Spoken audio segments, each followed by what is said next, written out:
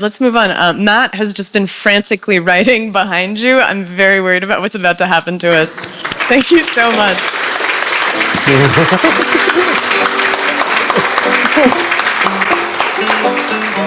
There's a bunch of numbers. We'll simplify it. Okay.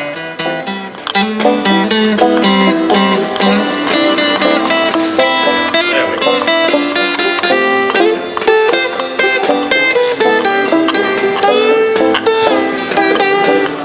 We'll break it down.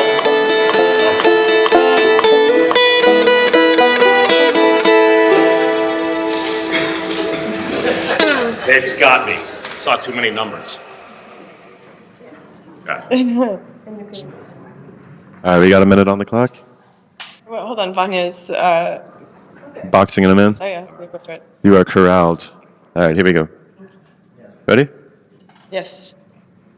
And Taylor Trott, you're on deck. On three. You guys can say 1, 2, 3 with me. That'd be kind of fun. 1, 2, 3. Hit it! All right. Within the realm of particle physics, there's something called the hierarchy problem, which typically relates to why the heck is the mass of the Higgs boson so much smaller than the Planck mass? On a previous episode of Paradigm Drift, we went over how we could computationally reduce the fine structure constant from all this jazz to elementary charge over the Planck charge squared. So taking that intuition, you take the mass of the Higgs, divide it by the Planck mass, square it, you get this number here, which shouldn't mean anything to most folks, but it's the first 3 significant digits in magnitude to hbar without dimensions. So, since algebra is awesome, to quote Thad, you can computationally reduce it, saying it's approximately the magnitude of the elementary unit of action divided by the reference of action. Or to much simplify it, you can take the square root of hbar over Joule seconds, aka the root of action, multiply it by the Planck mass, and you get within 4 megaelectron volts of the most recent CMS measurement. Hey!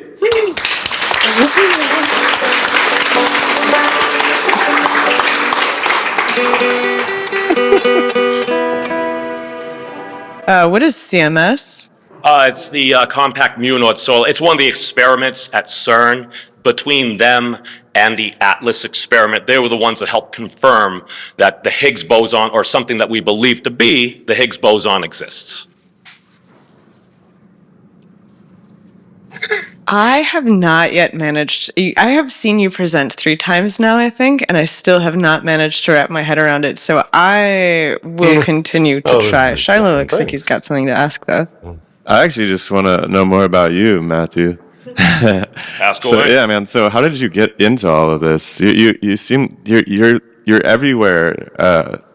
You seem to be talking to all of these really interesting people all the time, and you have your own podcast too, right? Oh yeah. At the memes of destruction on YouTube and meme destruction on Twitter. And you live at a Physics Monastery. Yeah, about half my time. Long story short, should be easier to follow. I used to be in the realm of politics and everything, and after I realized it didn't seem like people really wanted to solve problems, I came to science. And within the realm of science, I came across that at one point. Just random video there. I'm like, all right, bunch of claims. I have no idea. It's a dude on the internet. That was April 6th, 2021. The following day, April 7th, 2021, they came out with the muon G2 results from Fermilab. So since it was literally less than a day in my mind, I sent that a tweet. I asked, I don't know, but does this help your model at all? He responded, yes. I go back on to Fermilab's website, no idea what the numbers are, just look them up, look at the numbers that Thad had predicted the day before, and I'm like, he's within the error bars.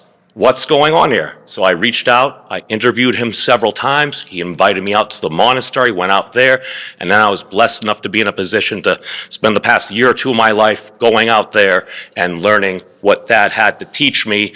And after countless hours and thousands of dead ends on Wolfram Alpha, I'm pretty good at remembering the first couple of digits and exponential power, so I'm like, that's interesting. But last time it was only 3 significant digits. This time, it's within 4. Technically, the change actually comes in the 6th significant digit that we haven't measured yet because we only have 5. So so now at this point you're starting to predict significant digits as... When that happened, I'm like, all right, now I need to finish that paper I started. Sorry. You just grab it right out of the holder. Yeah. So basically, after that point, I realized I started a paper, but with only about 3 significant digits. It's like but that ticks another significant digit, and if you divide it by this, you'll get like 1.0. It will go on for about 5 because the deviation comes where we haven't measured it yet. So it's a calculation, but more recently, I'm like, all right, if I'm going to read this, I'm like, so you have the elementary unit of action divided by the reference of action, and the main criticism I get is, oh, that would mean the joule second would be significant.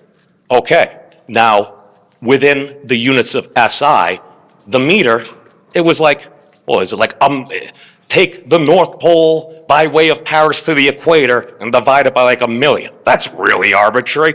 The second was an earthly convenience because we have about 24 hours in the day. However, the relationship between these different bases and how they relate and their transforms, once they're in a coherent fashion, that kind of sounds like a tensor. Now, I'm not a mathematician, but I'm just interpreting this as the root. You're not a mathematician? Oh, no. I just pretend to be one on YouTube. But it seems as if perhaps the reason why the Higgs boson is so much less than the Planck mass is because it's scaled by the root of action. Do you dream in numbers? I dream about many things you guys probably wouldn't like to hear about, but...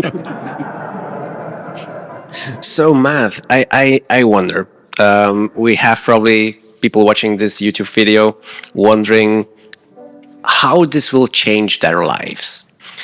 So it doesn't have to be tomorrow, of course, but we know from Alexander's talks that in the end it's very important to look at formulas and wonder why.